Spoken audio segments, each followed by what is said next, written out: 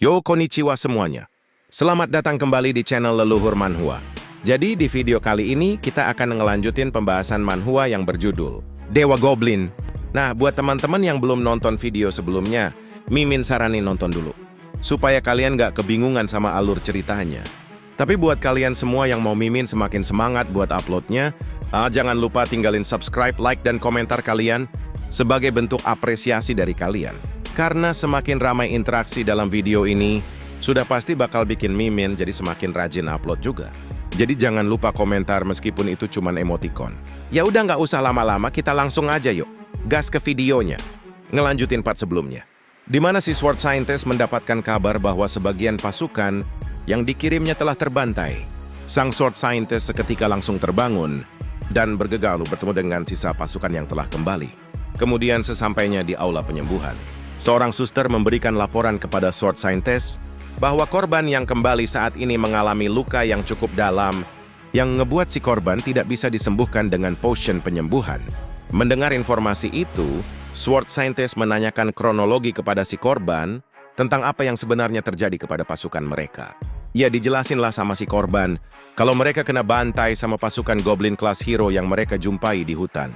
Dan setelah bilang gitu, si korban langsung mati. Mendengar informasi itu, si Night Order jadi tidak senang. Dia pun langsung ingin bergerak ke hutan, tempat para goblin dan berniat untuk ngebantai suku goblin di sana untuk balas dendam. Tapi si Sword Scientist mencegahnya. Karena kalau si kepala pasukan Night Order itu pergi, maka tidak ada yang ngebantu si Sword Scientist melawan Dragon Mother yang terus-terusan menyerang kota.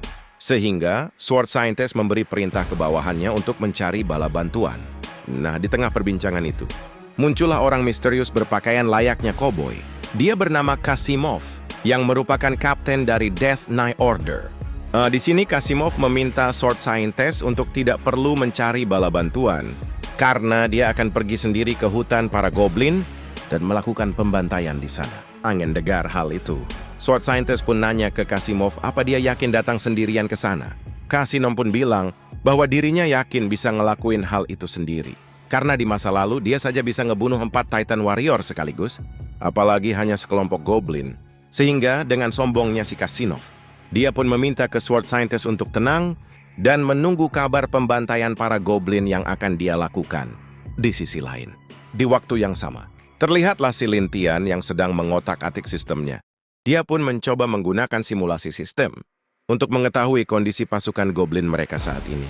Nah, di sini, sistem mengasih tahu ke Lintian bahwa ada seseorang yang bernama Kasimov yang akan datang dan ngebantai suku Skywrath Lintian di malam hari.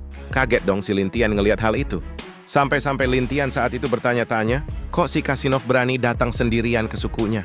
Di sini, sistem pun memberikan 3 pilihan kepada Lintian, yang dimana salah satunya meminta Lintian untuk bergerak terlebih dahulu untuk menangkap Kasimov di tengah jalan dan membunuhnya. Lintian memilih pilihan itu karena kalau si Kasimov sampai ke suku Skywrath duluan, Lintian ragu dia bisa menangani hal itu. 3 hari pun sudah berlalu. Di sini entah dapat info dari mana, Loader mengetahui bahwa Kasimov akan datang menyelamatkan dirinya yang mengebuat Loader tertawa senang dan menghina-hina si Lintian. Dia pun bilang bahwa kehadiran Kasimov, sang pembunuh para Titan Warrior, akan membuat suku Lintian menjadi musnah. Melihat Loader percaya diri dengan kekuatan si Kasimov, Lintian jadi penasaran dengan cerita Kasimov yang ngebunuh Titan Warrior, yang ngebuat Lintian bertanya apa itu Titan Warrior. Loader pun jelasin bahwa mereka adalah prajurit elit yang diperkuat dengan gen Titan dan mereka bisa membunuh monster berlevel tinggi dengan mudah. Mendengar hal itu, Lintian pun jadi paham situasinya, yang mengebuat Lintian saat itu berpikir untuk mengirim beberapa goblin untuk menguji kemampuannya si Kasimov. Di sisi lain, di tengah hutan Enchanted Forest, terlihatlah Kasimov yang sedang mencari keberadaan suku Lintian. Di sini, Kasimov menemukan sisa-sisa pertarungan antara goblin dan pasukan Light Order Knight sebelumnya.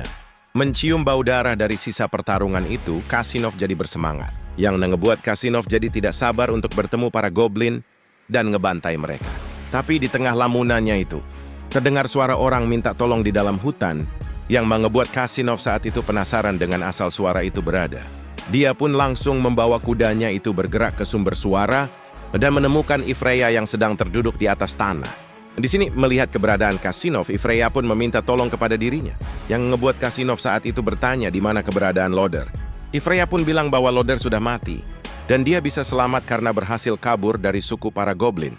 Mendengar informasi itu, Kasinof bertanya di mana lokasi sukunya, yang ngebuat Ifreya saat itu menunjuk ke arah suku goblin berada. Kasinof pun langsung menancapkan kudanya ke arah yang disebutkan oleh Ifreya sebelumnya, dan meninggalkan Ifreya begitu saja di belakang. Ifreya pun minta ikut di tunggangannya kudanya si Kasinof. Tapi Kasinof tidak peduli dan menyuruh Ifreya untuk mengikutinya dari belakang saja. Di sini, Kasinof menjadi sangat bersemangat setelah mendengar Loder sudah mati, yang ngebuat dirinya bisa menggunakan skill Desperation Effect miliknya. Tapi, di tengah pikirannya itu, tiba-tiba terdapat sebuah jebakan tali yang ngebuat kuda Kasinof saat itu terjatuh ke tanah. Kasinof dengan cepat langsung melompat dari kudanya dan berhasil selamat dari jebakan tadi. Di sini Ifreya pun muncul di depan Kasinof sambil membawa senjatanya, yang ngebuat Kasinof saat itu bertanya, kenapa Ifreya belum pergi dari hutan Enchanted. Ifreya tidak menanggapi perkataan Kasinof dan langsung melancarkan serangan yang bernama Cage of Holy Light, yang ngebuat Kasinof saat itu langsung berteriak kesakitan. Kasinof pun bertanya kepada Ifreya, kenapa dia melakukan hal itu kepada Kasinof. Ifreya pun bilang bahwa masternya telah memberi perintah untuk membunuh Kasinof, makanya Ifreya melakukan serangan itu kepada dirinya. Setelah mengatakan hal itu, Ifreya kembali menggunakan skill yang bernama Holy Impact dan menyerang ke arah Kasinof. Di sini, Kasinof menjadi kesal dengan Ifreya, yang ngebuat Kasinof menggunakan skill bernama Soul Devourer-nya dan muncul di belakang Ifreya. Kasinof pun bilang bahwa seorang pengkhianat tidak layak hidup, sehingga Kasinof sudah tidak peduli lagi dengan siapa itu Ifreya. Tapi di tengah perbincangannya itu, Lintian muncul di belakang Kasinof dan mengambil pedang miliknya, yang ngebuat Kasinof saat itu terkejut melihat kehadiran Lintian. Di sini Lintian pun membicarakan atribut kelas milik Kasinof, yang dimana kalau Kasinof membunuh seseorang, maka akan ada pasif Kasinof yang akan aktif dan membuatnya menjadi lebih kuat. Mendengar hal itu, Kasinof jadi panik. Dia bertanya-tanya bagaimana seorang goblin bisa tahu tentang kekuatan aslinya. Kasinof pun saat itu tidak sengaja melepasi Ifreya, yang ngebuat Ifreya saat itu langsung berlari ke arah Lintian. Melihat hal itu, Kasinof pun bertanya, apakah tindakan si pengkhianat Ifreya kepada Kasinof tadi adalah ulah dari si Lintian? Lintian pun membenarkan hal itu, karena Ifreya saat ini sudah menjadi peliharaannya. Setelah bilang hal itu, Lintian pun bilang ke Kasinof, kalau Lintian kecewa kepada dirinya, karena awalnya, Lintian kira Kasinof adalah orang yang sangat kuat. Tapi ternyata, hanyalah orang aneh yang suka membunuh melalui sergapan untuk menambahkan efek skillnya si Kasinof. Mendengar hal itu, Kasinof pun menjadi kesal.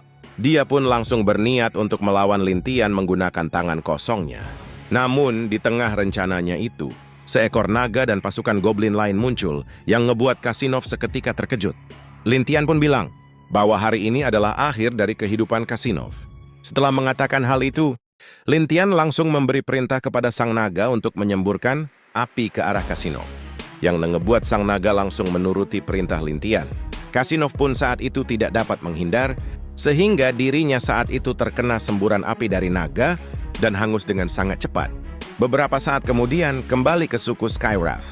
Para pasukan Lintian telah kembali ke suku, yang ngebuat pasukan goblin yang tinggal langsung menyambut pemimpin mereka.